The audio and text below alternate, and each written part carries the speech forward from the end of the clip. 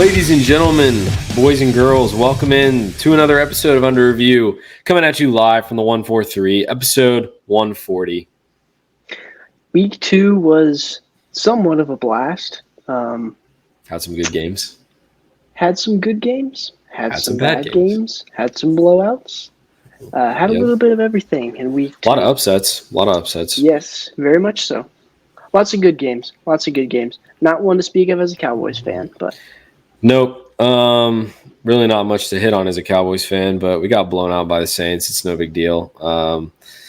But we'll kick it off with your stat of the week, brought to you by our sponsor, Andrews Logistics. I gotta talk about primetime Kirk Cousins right now. He started out his career on Monday Night Football 0-9. Since he's starting out his career 0-9, he's now 4-5. Since then, on Monday Night Football, he's rolling. Got a big win against Philadelphia. Look, I got a lot to say. I got a lot to say about Kirk Cousins. Nice game-winning drive. Yeah, he shines when the lights are brightest now. You can't say that he doesn't. Yeah, well, your player of the week, tried to avoid it, but it's just, it was too hard with the statistics. It's Alvin Kamara. Can't beat the numbers. 20 carries, 115 yards, 3 rushing touchdowns, and 2 catches for 65 yards and a receiving touchdown. So he totaled 4 touchdowns. Was the league winner for a lot of fantasy players this week. There was no way to get around that one, even though it was against the Cowboys. Could the Saints have the most lethal offense in the league? The Saints are looking great. 44 this week and 47 last week. So, yeah, we'll knock our game out of the way real quick. Look, the Saints came in ready to play and we didn't. Our defense was eaten alive. They scored on just 5 straight possessions, I think. A touchdown on 5 straight possessions. And, the game was pretty much over by halftime, kind of like the playoff game. Our last home game was. The Cowboys just didn't show up ready to play. Offense, defense, nothing was going well. Obviously, Brandon Aubrey was kicking field goals, but that's about it. And I don't think there's really a whole lot we can say about that game. We're all shocked, but not shocked at the same time. So, I hope they know that sets the narrative for what teams are going to do the rest of the season. Because last year, the Packers came into Dallas, ran it down our throats. This past week, Saints came in, ran it down our throats, and Ravens probably going to do the same thing. Yeah, the Ravens are a running team. That's what the Ravens do. So y'all are going to have to prepare for that this week and for the remainder of the season, because that's what teams are going to do to us. What the run game does, if you got a run game going, it opens the passing game up completely, and we saw that. If we can't stop the run, then you have to play people up on the line, and then that creates more one-on-ones for the receivers to go out and get the ball. And, the Saints just came in. They showed us who was boss, and they left. And honestly, the Saints might win the Super Bowl this year. I don't even know. They're looking phenomenal. Props to the Saints. I can't really say much. We're still trying to figure out what Dallas is right now. We don't even know because, I think it's pretty clear we're a fraudulent team, but we already knew that coming into the season. Defense gave up 50 points. Yeah. After looking lights out last week in Cleveland. But let's move on. Mm-hmm. We did have Thursday night, Bills-Dolphins. Bills punched them in the mouth. As they usually Tua is hurt yet again. Tua with another concussion. Monster. Yep. Mm-hmm. So, the Dolphins will be without their quarterback for at least another week. I'm not sure. Actually, severe. Today he was placed on IR, so they'll be without him for at least 4. Okay, never mind. Breaking news. I think that happened tonight, actually.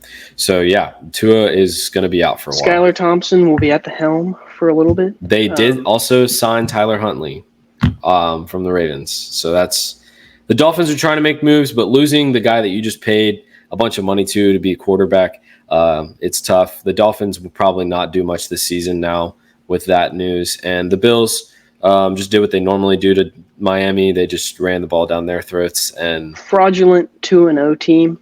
They're going to do the same thing they always do.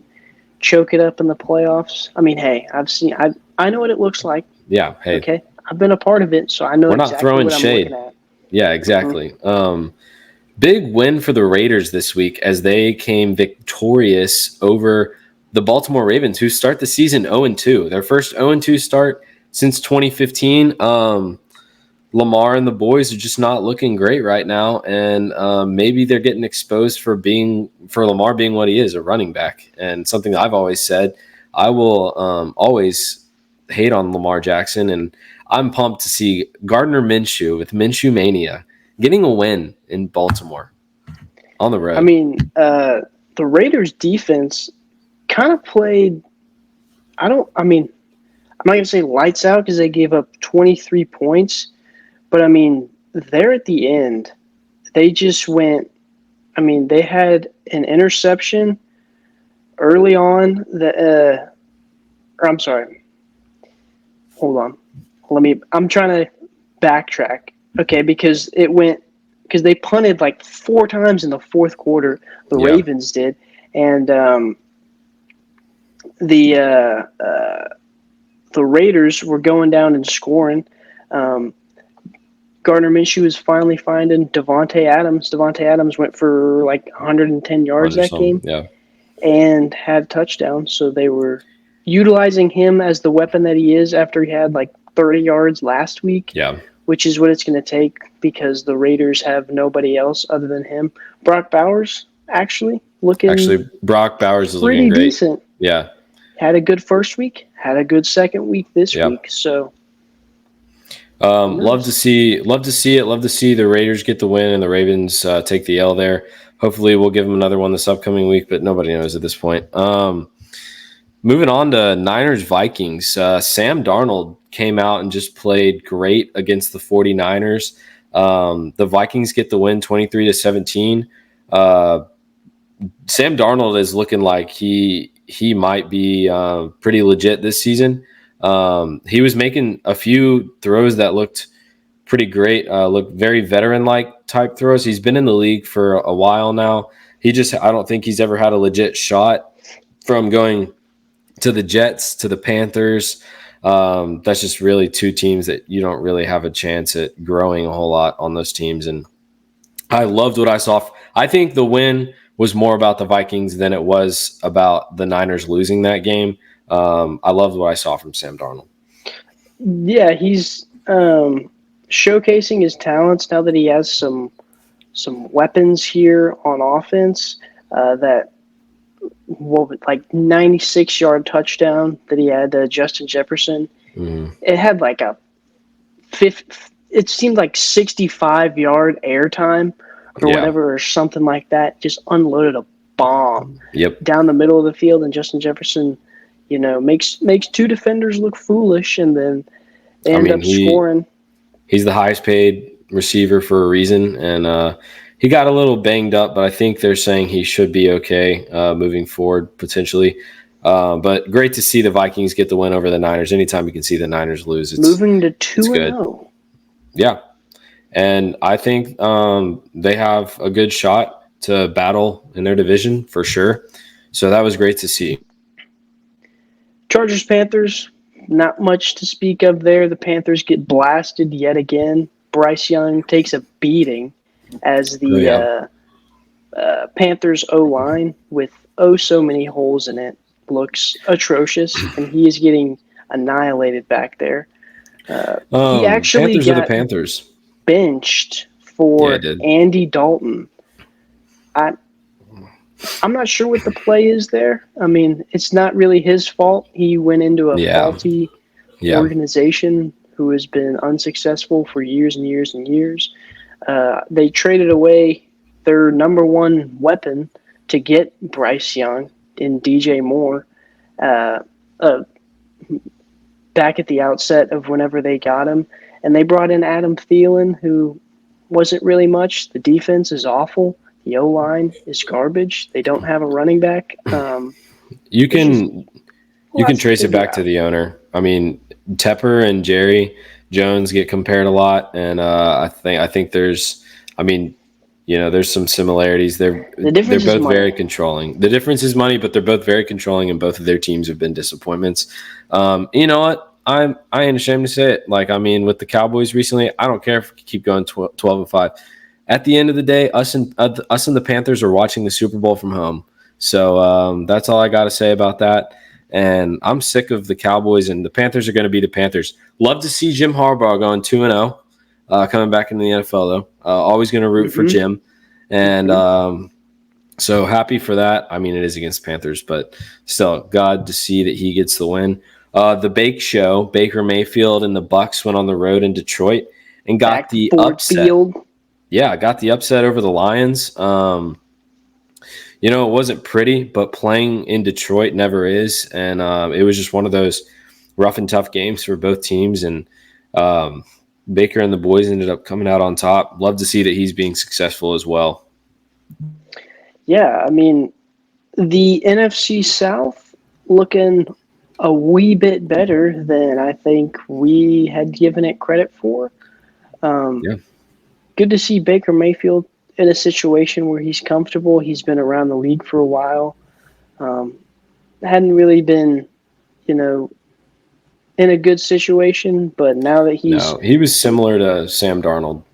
Well, they both now that he's with the Tampa Bay Buccaneers, he's got, a decent team. He's got Mike Evans. He's got Chris Godwin. Rashad White's okay. Cade Otton's okay. So he's got some good weapons around him on offense, and the Buccaneers are looking successful. They might have a future in maybe Baker's the franchise guy who could stick around for a little bit for some years to come. I could definitely see it. Rams Cardinals, another big one.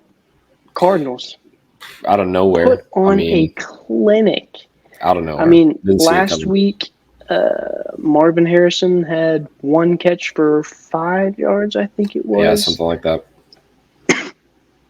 And then this week, he has 4 catches for 130 yards and 2 touchdowns. Yeah, I mean, he has the ability, I think, to be one of the best receivers of all time. I mean, he's built that way. He's got the build, he's got the speed, he's got everything you need to be an amazing receiver, which is why he was the highest, drafted receiver this year. Kyler coming out last week and saying it's not his job to throw to Marvin Harrison, buddy. That actually is your job as the quarterback. And I think he did his job this week. And you got to utilize when you have, number one receiver on your team. You got to throw it to him. And he did. And look what happened in just 4 catches. He had 130 yards and 2 touchdowns. I was going to say he had 90 yards in the first quarter, I think, or something like that. He only had 4 catches, so he obviously slowed down. I'm saying slowed down in air quotes for a little bit. Rams are kind of in panic mode because they fall to 0-2, but they lose both of their top receivers in Cooper Kupp and Puka Nacua. With the way they played in week 1, it was looking like they might be a team that'll compete, maybe sneak in as a wild card by the end of the season, just grind out a few wins here and there, but they were a lot of people's picks. Pretty grim. They were a lot of people's picks to be the sneaky team that kind of upsets people and gets to the playoffs, maybe even wins the division. But yeah, it's not looking great for them. And also, I was in the thinking that the Rams' defense was decent after what I saw last week, but then they just got blasted this week. So, well, we thought the Cowboys were decent after last week too, but they definitely aren't. So. Moving on, another thriller from the Chiefs and the Bengals. 1-point game. The Chiefs take the win at home. That was a good game to watch, and that was just one of those games that, it was pretty much the only national game that afternoon that was aired, and it was just one of those. It's a great rivalry that's been built up over the last few years. Joe Burrow versus Patrick Mahomes. In the end, the Chiefs drove the ball down the field on a pass interference call that put him in field goal range, and Harrison Butker won the game for him. But before we say anything, I just want to say that was 100% pass interference and should have been called. And it will be called 10 times out of 10. You can disagree with me, but the Chiefs did not get handed the win on Sunday, in my opinion. It might have been pass interference. Dude, there's no might have been. There's no But might have been. it's just the fact that they get tons of calls like that at the end of the game, and then you see the video where there was a play earlier in the game where there's a Bengals wide receiver getting held by like two of the Chiefs linemen, and it's something that doesn't get called. But I mean, at the end of the day, they called it, so you got to play the game accordingly. For the Bengals, their offense took a step up from last week. Actually looked decent. Yeah. Joe Burrow threw for 260 Yeah. yards and had 2 touchdowns. Mike Gesicki, the tight end, is getting himself involved. Jamar all their Chase tight had a ends. better week. Yep. Mhm. All their tight ends are good. This love kid, to see Joe. Andrei Yoshivas, no one's ever Sneaky good. never heard of this guy before. Yeah. Whips out 2 touchdowns out of nowhere. A nasty toe tap in the second quarter to give Cincinnati the lead. That kind of snuck out of nowhere. Joe Burrow looks a lot better, and coming off a big injury like he had last year, it's good to see him. I mean, it's week 2. They're 0-2. I don't know if it's like panic yet. I mean, I was about to say I want to say over the last like 3 years they've had a horrible record. They've started 0-2 every year, I think, in the last 3 years. Because I know you brought up the statistic about them being like 0-4 every week 1, but then I saw somewhere where they were like it was a terrible number for between weeks 1 and 2. They're like one of the only few 0-2 teams to make the playoffs, and that was the year they went to the Super Bowl. That normally there's like a 6% chance to make playoffs if you go 0-2. So they're one of the teams that's done it recently. Them and the Texans last year, but that's neither here nor there. But I just don't think nobody's in full on panic mode yet. But could be getting there if you're like the Rams and you're on the decline. But I think the Bengals are on the up and up right now as they're trending up is what it's looking like. They played just a lot great better, game. And they went toe to toe with a team that's going to be contending for the Super Bowl next year or this year. So there's a lot positive to take from that, even though you came up short. Yeah. So Sunday Night Football, Bears, Texans. Not much to say about that game. Bears defense is good. It's been good. Everyone knew it was good coming into the season. The problem is their offense, and we were hearing a lot about Caleb Williams. And Nick, I just want to tell you a stat. You remember when they drafted a punter in the 4th round, and Caleb Williams texted the punter and was like, "Hey man, just letting you know, you won't be doing much punting this season." That went viral because Caleb Williams was like, "Hey, remember that one? We won't need you," basically. Well, the Bears are actually second right now, tied with the Panthers for punts this season in the first 2 games.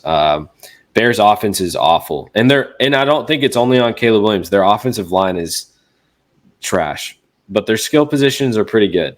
So it's on Caleb in the O-line right now, but it looks awful. I do feel like they have some decent weapons out there. Yeah. DJ Moore. I think so too. Rome Odunze was a guy they drafted this year. Supposed to be good. DeAndre Swift. Cole Kmet is very good tight end. Players. But, yeah, unfortunately that O-line is not good. And the other thing, too, is Caleb Williams keeps trying this Pac-12 garbage where you spin out of a sack, run back 8 yards, run side to side all across the sideline, and then chunk it 40 yards down the field, but only this time it's into triple coverage and it's an interception. So he's holding the ball for too long and he's not making good decisions. But he is a rookie. You don't get it in 1 or 2 games. No, you don't. He's still yet to throw his get his first touchdown. Period in the NFL. He is at a whopping 0 as of this moment. So we shall see. Pretty sad stuff. Obviously, the Texans are rolling, and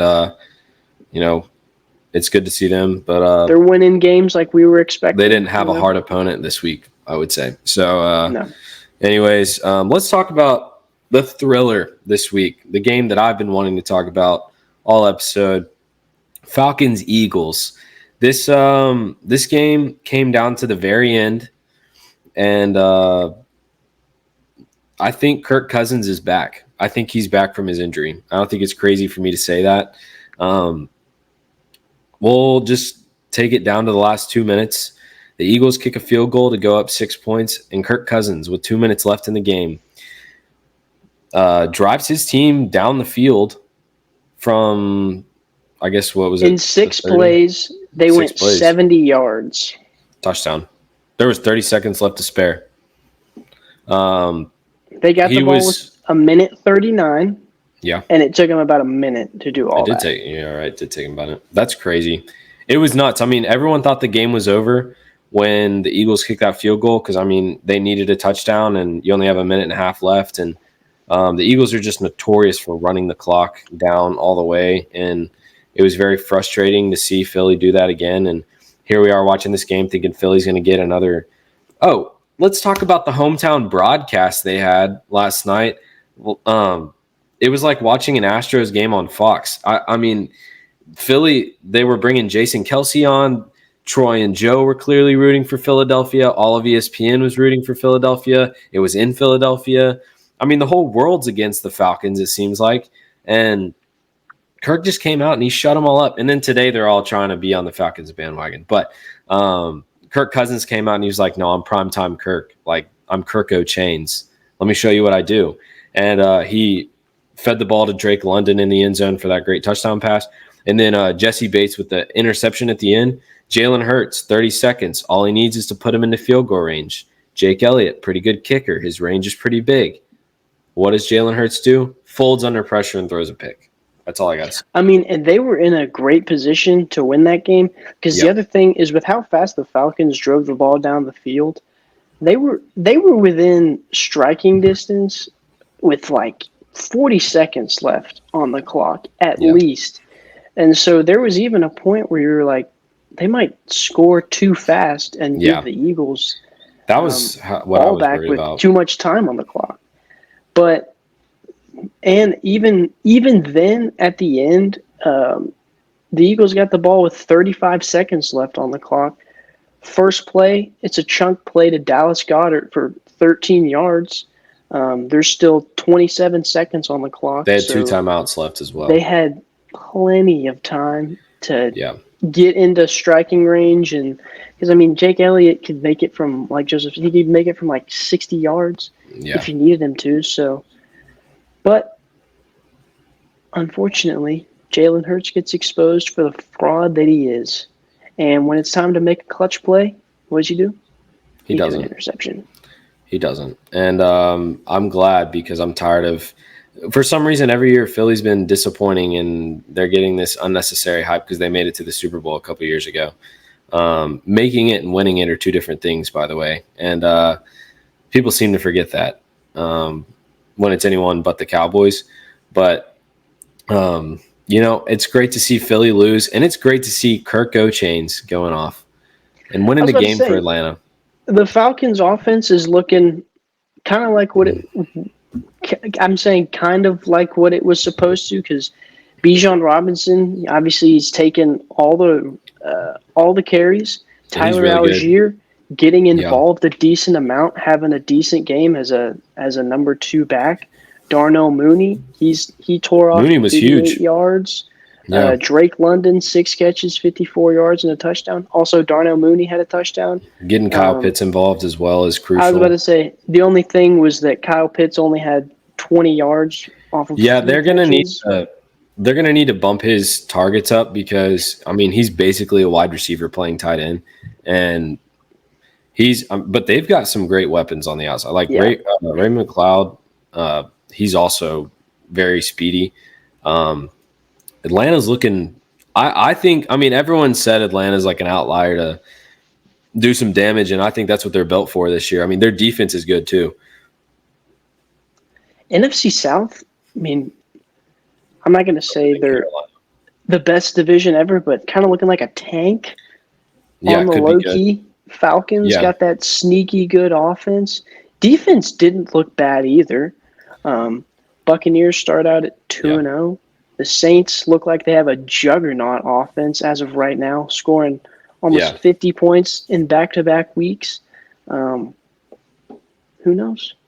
I mean, I'm looking forward to some Saints, Falcons, Bucks matchups. Obviously, the Panthers are there, but all of those three teams playing each other at different times of the season. That's going to be good. We'll see who comes out in the end from that division. But thank you, Falcons, for beating the Eagles. Very much so. Under the primetime lights, obviously all of America watching, and the Eagles get exposed. Saquon Barkley, Butterfingers at the end of the game. That ultimately lost them the game. But neither here nor there. We moved past it. So here's like the end of shows and under review. Brought you a quote from the Brian Dawkins, and he said, "Football is a game of controlled anger. It is a game of retribution. It's about will." That's the truth. Thank y'all for tuning in this week. We will see you next week with another episode of Under Review.